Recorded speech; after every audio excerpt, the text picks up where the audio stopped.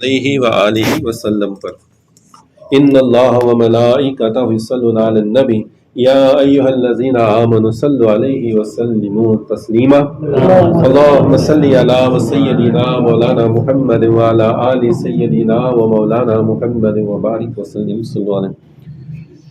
ماہ محرم کی آج دوسرا دن تھا اور مغرب کے بعد تیسری تاریخ شروع ہوئی، تو مارکہ کربلا کا روز تھوڑا تھوڑا بیان ہم سماعت فرمائیں گے انشاءاللہ تبارک و تعالی۔ تو کل تک ہم نے سماعت فرمایا تھا کہ امام مسلم بن عقیل کو قاصد بنا کر، سفیر بنا کر، دودت بنا کر پہلے بھیجا گیا، تو انہوں نے وہاں گئے، وہاں پر ان کا بہت زوردار سواگت کیا گیا، اور لوگ ان کے ہاتھ چومنے لگے، دامن چومنے لگے، اپنے گھر میں لے جانے کو سعادت سمجھنے لگے۔ لیکن جیسے ہی ابن زیاد گورنر بن کر آیا اور اس نے لوگوں کو دھمکایا کہ تم نے امام حسین علیہ السلام کے لیے بیعت کی ہے تو آج تم سب کو ختم کر دیا جائے گا۔ یزید ملک شام کی طرف سے بہت بڑا لشکر بھیجنے والا ہے، اور وہ لشکر جب آئے گا تو تلواریں تمہاری سروں پر لہرائیں گی، تمہاری عورتوں کو بیوہ کر دیا جائے گا، تمہاری بچوں کو یتیم کر دیا جائے گا، تمہارے گھروں کو جلایا جائے گا، تمہاری ساری جائیداد کو ضبط کر لیا جائے گا۔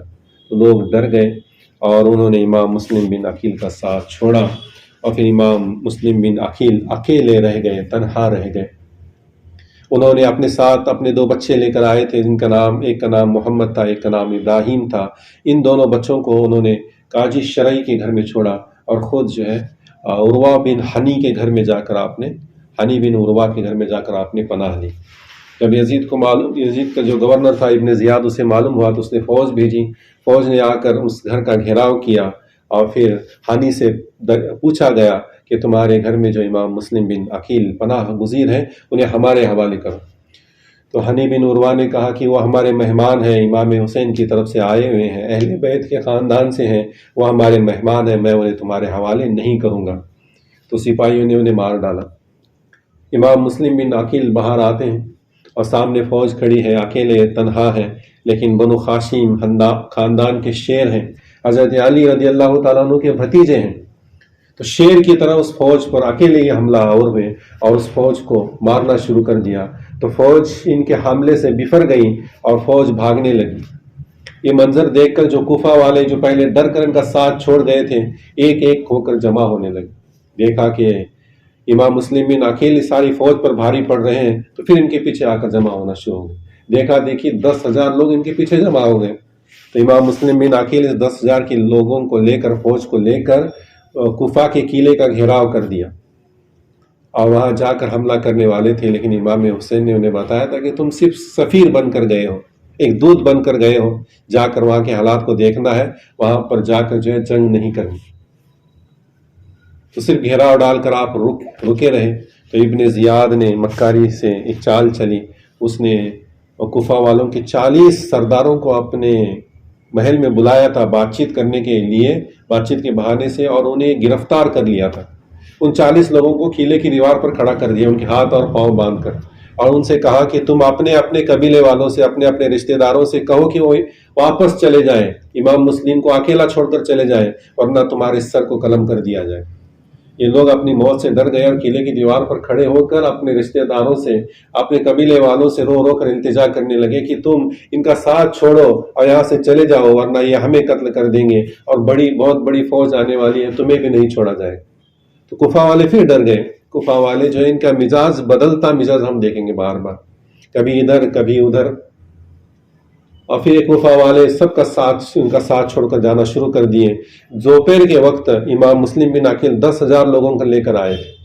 نماز مغرب کا وقت قریب ہوا تو سب ایک ایک کر کے چلے گئے، صرف 30 لوگ رہ گئے تھے۔ امام مسلم بن عقیل نے جب نماز پڑھی، نماز مغرب، اور سلام پھیرا تو دیکھتے ہیں نہ ادھر کوئی ہے نہ ادھر کوئی ہے، کوئی نہیں، سب چلے گئے تھے، اکیلے آپ تنہا رہے۔ اب شہر میں گئے تو ہر کوئی آپ کے لیے دروازہ بند کر رہا ہے۔ پہلے کیسا حالات تھے، لوگ آپ کو اپنے گھر لے جانا چاہتے تھے، ہمارے گھر چلو، ہمارے گھر چلو۔ اب جب آتے ہیں گھر سامنے دروازہ بند کر دیا جاتا ہے کہ ان کی وجہ سے ہمارے گھر میں مصیبت نہ آئے۔ صرف ایک عورت، بوڑھی عورت تھی جس کا نام توا تھا، اس کا گھر کا دروازہ کھلا تھا، آپ وہاں پر گئے، اس سے پانی مانگا تو اس عورت نے آپ کو پانی دیا، آپ نے پانی پیا، نوش فرمایا۔ تو اس عورت نے پوچھا کہ کون ہو، تو کہنے لگی میں امام مسلم بن عقیل ہوں۔ اور لوگوں نے مجھ سے بے وفائی کی ہے۔ تو اس بوڑھی عورت نے انہیں اپنے گھر میں جو ہے پناہ دی، لیکن اس کا بیٹا جس کا نام بلال تھا، اس انعام و اکرام کا لالچ تھا اسے، کیونکہ ابن زیاد نے اعلان کر دیا تھا کہ جو بھی کوئی امام مسلم اور اس کے بچوں کی خبر دے گا اسے انعام و اکرام دیا جائے گا۔ اس انعام کے لالچ میں وہ جا کر ابن زیاد کو خبر کر دیتا ہے، فوج آتی ہے، اس گھر کا گھیراؤ ڈالا جاتا ہے اور کچھ سپاہی جو ہے اس گھر کے پیچھے چھپ، دروازے کے پیچھے چھپ کر بیٹھ جاتے ہیں۔ جیسے امام مسلم بن عقیل دروازے سے باہر آتے ہیں، یہ سپاہی پیچھے سے حملہ کر دیتے ہیں اور ایسا شدید وار سر پر ہوتا ہے کہ جس کی وجہ سے آپ گش کھا کر گر جاتے ہیں۔ پھر انہیں قیدی بنا کر ابن زیاد کے دربار میں پیش کیا جاتا ہے۔ ابن زیاد ان سے کہتا ہے کہ تم یہاں پر لوگوں میں فتنہ ڈالنے، تفریقہ ڈالنے آئے ہو؟ تو امام مسلم بن عقیل کہتے ہیں کہ نہیں، میں فتنہ ڈالنے، تفریقہ ڈالنے نہیں آیا ہوں، بلکہ یہاں پر عدل اور انصاف قائم کرنے آیا ہوں، کتاب اور سنت کی تعلیم دینے آیا۔ تو بدبخت کہتا ہے کہ تم اور کتاب اور سنت کا کیا واسطہ؟ تو امام مسلم بن عقیل کو غصہ آتا ہے، کہتے ہیں ارے کتاب اور سنت ہمارے گھر میں نازل ہوئی ہے، حضور کے گھر والے ہیں، کتاب اور سنت کہاں نازل ہے؟ حضور کے گھر پر نازل ہوئی، کتاب اور سنت تو ہمارے گھر پر نازل ہوئی ہے اور تو کہتا ہے کہ ہمارا کیا واسطہ؟ ابن زیاد کہتا ہے کہ میں تجھے ایسی موت ماروں گا کہ آج تک ایسی ظلم اور بربریت کسی کے ساتھ نہ کی ہوگی۔ امام مسلم بن عقیل کہتے ہیں کہ ہاں میں جانتا ہوں کہ تو جلاد ہے، تو ظالم ہے اور تجھ سے اس کے علاوہ کوئی اور توقع نہیں، ظلم کرنے میں تیرا کوئی ثانی نہیں۔ وہ کہتا ہے کہ اسے قلعے کی دیوار پر کھڑا کر دو، سر قلم کر دو اور اس کے جسم کو دیوار سے نیچے دھکیل دو، اور ان کو وہاں پر شہید کر دیا جاتا ہے، سر قلم کر دیا جاتا ہے اور آپ کو بھوکا پیاسا دیوار سے نیچے گرا کر ان کے جسم کو گرایا جاتا ہے۔ انا للہ و انا الیہ راجعون۔ یہ معرکہ کربلا کے پہلے شہید انہیں گئے، پہلا شہید کوفہ انہیں کہا جاتا ہے کہ کوفہ میں سفیر بن کر گئے تھے، ایک دودت بن کر گئے تھے۔ غیر قوم کے لوگ بھی جو ہے، یہ دودت جب آتا ہے، سفیر جب آتا ہے تو اسے مارتے نہیں ہیں، اسے جو کچھ اس کا پیغام سنا جاتا ہے، اپنا پیغام دیا جاتا ہے، اسے واپس بھیجا جاتا ہے۔ لیکن یہ دین اسلام کے ماننے والے ہوتے ہوئے بھی انہوں نے امام مسلم بن عقیل کو سفیر ہونا، دودت ہونا اس کا بھی پاس نہ رکھا اور انہیں شہید کر دیا۔ اب ان کی شہادت کے بعد ان کے بچے قاضی شرعی کے گھر میں تھے، تو قاضی شرعی کو جب خبر ملی کہ امام مسلم بن عقیل کو شہید کر دیا گیا اور ابن زیاد نے اعلان کر دیا کہ ان کے بچوں کو جو ڈھونڈ کر لائے گا اسے بھی انعام دیا جائے گا، اب لوگ بچوں کی تلاش میں ہیں، تو اس کی آنکھوں سے آنسو آ گئے، رونے لگا۔ اس کا روتا ہوا دیکھ کر امام مسلم بن عقیل کے بچے کہنے لگے چچا جان آپ کیوں رو رہے ہیں؟ کیا ہم یتیم ہو گئے ہیں؟ کیا ہمارے باپ کا سایہ ہمارے سر سے اتر گیا؟ تو یہ قاضی شرعی سے کچھ کہا نہ گیا، آواز بھرائی ہوئی تھی، آنکھوں سے آنسو جاری تھے، وہ ان کے سروں پر ہاتھ پھیرنے لگا۔ تو بچے سمجھ گئے کہ ان کے باپ کو شہید کر دیا گیا، وہ یتیم ہو گئے ہیں، وہ رونے لگے۔ قاضی شرعی کہتا ہے کہ بچوں یہ رونے کا اور آہ بکا کرنے کا وقت نہیں ہے، یزید کے سپاہی تمہیں ڈھونڈ رہے ہیں، لوگ بھی تمہاری تلاش میں ہیں، اور دروازہ اراکین سے، یعنی کوفہ کے کچھ دروازے تھے، راستے تھے، اراکین کی طرف جانے والا جو راستہ تھا، اس راستے سے ایک قافلہ مدینے کی طرف جانے والا ہے، میں تمہیں اس قافلے کے ساتھ کر دیتا ہوں، اللہ نے چاہا تو تم خیریت سے مدینہ پہنچ جاؤ گے۔ اور وہ اپنے بیٹے کو بلاتا ہے جس کا نام اسد تھا، اور کہتا ہے کہ ان دو بچوں کو حفاظت کے ساتھ اس قافلے کے ساتھ کر دو تاکہ مدینہ منورہ پہنچ جائے۔ وہ اسد ان دونوں بچوں کو لے کر دروازہ اراکین پر آتا ہے، لیکن قافلہ پہلے ہی جا چکا ہوتا ہے۔ جب راستے کی طرف دیکھتا ہے تو دور گرد اڑتی نظر آتی ہے۔ پہلے قافلہ اونٹوں گھوڑوں کے ذریعے جایا کرتا تھا، جب قافلہ جاتا تھا بہت سارے لوگ مل کر سفر کرتے تھے تو اس کی گرد و غبار، راستے کی دھول ہوا میں اڑتی تھی، اسے دیکھ کر اندازہ لگایا جا سکتا تھا کہ قافلہ جا رہا ہے۔ تو دور وہ گرد و غبار اڑتی نظر آئی تو اسد کہنے لگا کہ قافلہ تو چلا گیا لیکن گرد و غبار نظر آ رہی ہے، تم یہاں سے دوڑتے جاؤ گے تو اس قافلے میں تم مل سکتے ہو، شامل ہو سکتے ہو۔ تو بچوں کو اس نے کہا کہ تم دوڑو اور جا کر اس قافلے کے ساتھ مل جاؤ۔ تو بچے دوڑنا شروع کرتے ہیں، بچے دوڑ رہے ہیں، دوڑتے جا رہے ہیں، کبھی چلتے ہیں کبھی دوڑتے ہیں۔ ایک کے پاؤں کا جوتا ٹوٹ جاتا ہے، جوتوں کو وہیں چھوڑ کر واپس دوڑتے ہیں، شام تک چلتے دوڑتے ہیں، لیکن وہ قافلہ انہیں نہیں ملتا۔ جب اندھیرا ہو جاتا ہے تو تھک ہار کر ایک جگہ بیٹھ جاتے ہیں، کہتے ہیں کہ تھوڑا آرام کرتے ہیں، اندھیرا ہو گیا ہے، راستہ نظر نہیں آتا۔ تھوڑی دیر آرام کرنے کے بعد ایک بچہ کہتا ہے کہ اگر ہم یہیں رہیں تو ہمارے پیچھے جو ہے عزت کے سپاہی لگے ہوئے ہیں، سپاہی آ کر ہمیں پکڑنے لے، بھائی ہمیں رات کو بھی سفر کرنا ہوگا تاکہ ہم بچ جائیں، ورنہ ہم بچنے کا ہمارا کوئی امکان نہیں ہے۔ ہو سکتا ہے قافلہ آگے جا کر پڑاؤ کیا ہو تو ہم رات میں چلتے چلتے اس قافلے تک پہنچ جائیں۔ تو انہوں نے پھر رات کو چلنا شروع کیا۔ رات کا گھنگھور اندھیرا تھا، سناٹا چھایا ہوا تھا، دو معصوم بچے ہیں، چلتے جا رہے ہیں، ہوا سے پتا بھی ہلتا تھا تو بچے ڈر کر سہم جاتے تھے، ایک دوسرے سے لپٹ جاتے تھے، بھوکے پیاسے چلنے جا رہے ہیں، رات بھر چلتے رہے چلتے رہے چلتے رہے۔ جب صبح ہوئی، اجالا ہوا تو دیکھا کہ جہاں سے گئے تھے وہیں پر آ گئے۔ اللہ اکبر، اللہ اکبر۔ دن بھر چلے تھے، رات کو اندھیرے میں راستہ بھول گئے، پلٹ کر ادھر چلتے رہے، اور صبح ہوئی تو دیکھا کہ جہاں سے چلے تھے وہیں آ گئے۔ سر پکڑ کر رہ گئے، کہنے لگے کہ یہ کیا ہوا، ہم تو واپس وہیں آ گئے۔ اب کسی کے گھر میں جا کر پناہ لینے کی سوچ رہے تھے کہ سپاہی آتے ہیں اور پکڑ کر ابن زیاد کے دربار میں حاضر کر دیتے۔ ابن زیاد اتنا ظالم، اتنا بدبخت، اللہ تبارک و تعالیٰ کی لعنت ہو اس پر، وہ معصوم بچوں کو دیکھ کر ذرا بھی ترس نہیں کھاتا۔ ابن زیاد کہتا ہے کہ ان بچوں کو قید خانے میں ڈال دو، اور تاکید کرتا ہے کہ انہیں کھانا پانی نہ دینا۔ بچوں کو بھوکا پیاسا قید میں ڈالا جاتا ہے، لیکن قید خانے کا داروغہ جس کا نام مشکورہ تھا، وہ رحم دل تھا، اور اہل بیت سے محبت کرنے والا تھا۔ رات کے اندھیرے میں سب کی نظروں سے بچا کر وہ کھانا اور پانی لاتا ہے، ان بچوں کو کھلاتا ہے پلاتا ہے، اور پھر چپکے سے جو ہے ان کو کوفہ کے ایک دوسرا راستہ تھا، قدسیہ کی طرف جانے والا راستہ تھا، اس راستے پر لے کر آتا ہے اور ان سے کہتا ہے، بچوں کو اپنی انگوٹھی نکال کر دیتا ہے اور کہتا ہے کہ یہ میری انگوٹھی لے کر جاؤ، قدسیہ کے اندر میرا بھائی جو ہے وہاں کا داروغہ ہے، یہ انگوٹھی اسے دکھانا، وہ سمجھ جائے گا کہ میری انگوٹھی ہے، اور میرا پیغام اسے کہنا، وہ تمہیں خیریت سے مدینہ پہنچا دے گا، اور یہاں تمہیں چھوڑنے کی وجہ سے یزید جو مجھے سزا دے گا میں اس سزا کو برداشت کر لوں گا۔ اہل بیت کی محبت، اہل بیت سے محبت کرنے والے بھی نظر آئیں گے اور اہل بیت سے نفرت کرنے والے بھی نظر آئیں گے۔ جو اہل بیت سے محبت کرنے والے ہیں یہ جنتی ہیں، اور جو اہل بیت سے نفرت کرنے والے ہیں یہ دوزخی۔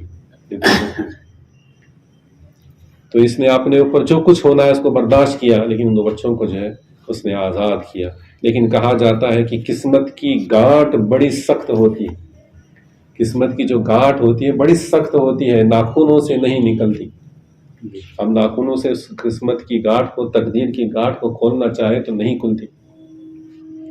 بچے رات بھر چلتے ہیں، دوڑتے ہیں، اب وہاں سے اس شہر سے دور جانے کے لیے، قدسیہ کی طرف جانے کے لیے دوڑتے ہیں، لیکن جب صبح ہوتی ہے تو دیکھتے ہیں کہ پھر بصرہ کے بازار، پھر جو ہے کوفہ کے بازار نظر آ رہے ہیں، پھر وہیں پر ہے۔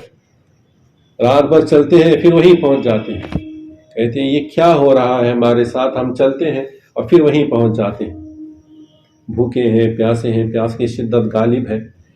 بچے کہتے ہیں کہ تالاب سامنے نظر آ رہا ہے، ہم اس تالاب میں جا کر پانی پیتے ہیں، چپکے سے اس تالاب کے پاس آتے ہیں تاکہ اس سے کچھ پانی پئیں، تو وہاں پر ایک عورت پانی بھرنے کے لیے آئی ہے۔ وہ عورت ان بچوں کو دیکھتی ہے، پوچھتی ہے کہ تم کون ہو؟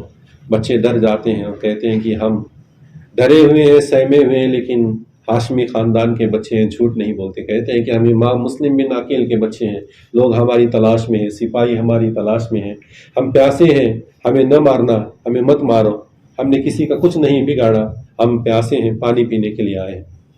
ان کی یہ حالت دیکھ کر اس عورت کی آنکھوں میں آنسو آ جاتے۔ وہ عورت